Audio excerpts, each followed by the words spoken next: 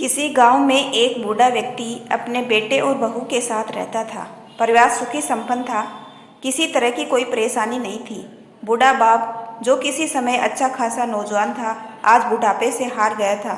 चलते समय लड़खड़ाता था। लाठी की जरूरत पड़ने लगी। चेहरा झुर्रियों से भर चुका था। बस अपना जीवन किसी तरह व्यतीत कर रहा था। घर में एक चीज अच्छी थी कि शाम को खाना खाते समय पूरा परिवार एक साथ टेबल पर बैठकर खाना खाता था। एक दिन ऐसे ही शाम को जब सारे लोग खाना खाने बैठे, बेटा ऑफिस से आया था। भूख ज़्यादा थी सो जल्दी से खाना खाने बैठ गया और साथ में बहू और उसका एक बेटा भी खाने लगे। बूढ़े हाथ जैसे ही थाली उठाने को हुए, थाली हाथ से छिटक गई। थोड़ी दाल टेबल पे गिर गई। बहू बेटे ने घृणा दृष्टि से पिता की ओर देखा और फिर से अपना खाने में लग गई। बूढ़े पिता ने जैसे ही अपने हिलते हाथों से खाना खाना शुरू किया तो खाना कभी कपड़ों पे गिरता, कभी जमीन पर।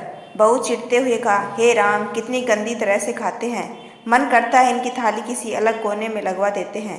बेटे ने भी ऐसे सिर हिलाया जैसे पत्नी की बात से सहमत हो। उनका बेटा यह सब मासूमियत से देख रहा था। अगले दिन पिता की थाली उस टेबल से हटाकर एक कोने में लगवा दी गई।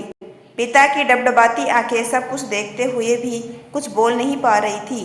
बूढ़ा पिता रोज की तरह खाना खाने लगा। खाना कभी इधर गिरता, कभी उधर।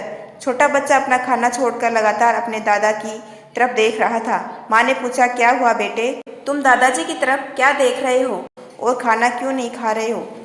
बच्चा बड़ी मासूमियत से बोला, माँ, मैं सीख रहा हूँ कि वर्दों के साथ कैसे व्यवहार करना चाहिए। जब मैं बड़ा हो जाऊँगा और आप लोग बूढ़े हो जाएंगे तो मैं भी आपको इसी तरह कोने में खाना खिलाया करूँगा। बच्चे के मुँह से ऐसा सुनते ही बेटे और बहू दोनों काँप उठे।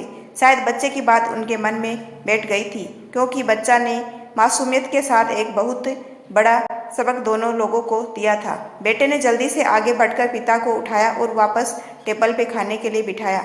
बहू भी भागकर पानी का गिलास लेकर आई कि पिताजी को कोई तकलीफ ना हो। इस कहानी से शिक्षा मिलती है कि माँ बाप इस दुनिया की सबसे बड़ी पूंजी है। आप समाज में कितनी भी इज्जत कमा लें या कितना भी धन इकट्ठा कर लें, लेकिन माँ बाप से बड़ा धन इस दुनिया में कोई नहीं है। यदि आपको मेरा छोटा सा प्रयास अच्छा लगा हो तो चैनल को लाइक, शेयर एंड सब्सक्राइब कीजिए। आपका अपना कीमती समय देने के लिए दिल से धन्यवाद।